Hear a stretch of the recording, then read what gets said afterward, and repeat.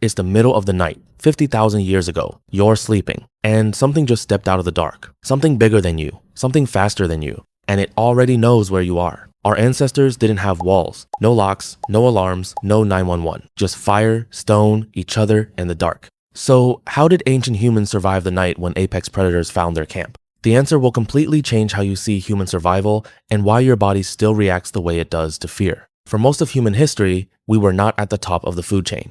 We were prey. Homo sapiens emerged roughly 300,000 years ago, and for the majority of that time, we shared territory with animals that could and did eat us. Cave lions the size of modern horses, hyenas that could crack bone with a single bite, leopards that dragged bodies into trees. We know this isn't speculation. Archaeologists have found ancient human bones with predator teeth marks on them. We were hunted. So what did we do about it? First, understand how a camp was chosen. Our ancestors weren't careless. Campsites were almost never placed randomly. Archaeological evidence shows early humans consistently chose elevated ground positions where they could see threats approaching from a distance. They placed their backs against natural barriers, rock faces, cliff edges, dense brush, something that couldn't be approached from behind, and they always built fire at the center. But here's where things get interesting. Fire didn't just provide heat, it created a perimeter. Modern studies of predator behavior confirm what our ancestors discovered by trial and error. Most large predators like lions, leopards, hyenas will not voluntarily cross into firelight, not because they're afraid of flames, exactly, but because fire destroys their greatest advantage, darkness. In the dark, a lion sees everything.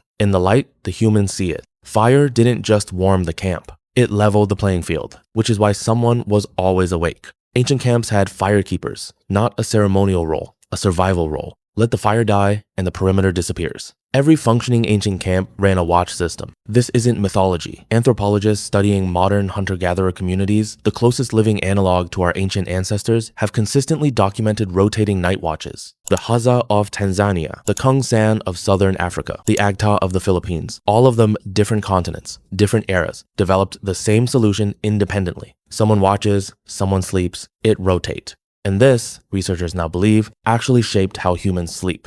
Unlike most mammals who sleep in one long, uninterrupted block, humans naturally tend towards segmented sleep. A first sleep, a wake period, a second sleep. That middle window, likely the original watch shift. Your body still follows this pattern when you remove artificial lighting. But here's where things get terrifying. The fire system had one fatal weakness. Leopards don't approach from the ground. They drop from above. Modern leopards are documented cache hunters. They drag their kills into trees to keep them away from scavengers. Ancient leopards almost certainly used the same approach for hunting. They approach through the trees, stay above the firelight, and drop into camp. There's fossil evidence of this. A famous Australopithecus skull, the Tong child found in South Africa, shows twin puncture holes that precisely match a large eagle or leopard grip. Predators attack from above, which is why experienced camps avoided sleeping under trees, and why they built their fires tall, not just wide. Here's the truth most people miss. The fire wasn't the weapon. The spears weren't the weapon. The group was the weapon. A single human is prey. 5 humans are a challenge. 10 humans making coordinated noise, throwing flaming branches, advancing together, that lion is walking away.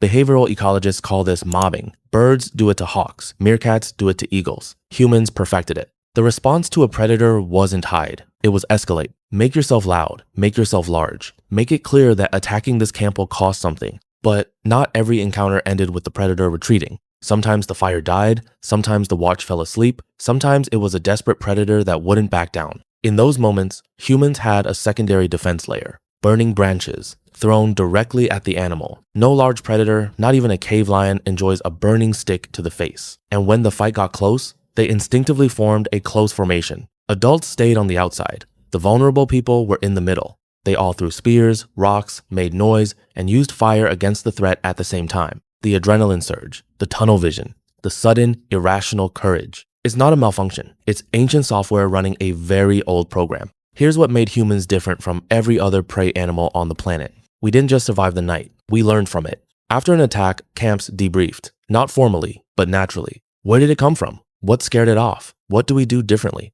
That knowledge was shared, retold, and passed down over time. This is literally what cave paintings document. Not just art, operational intelligence. No other species does this. No other species looked at a cave lion and thought, okay, what does that thing hate?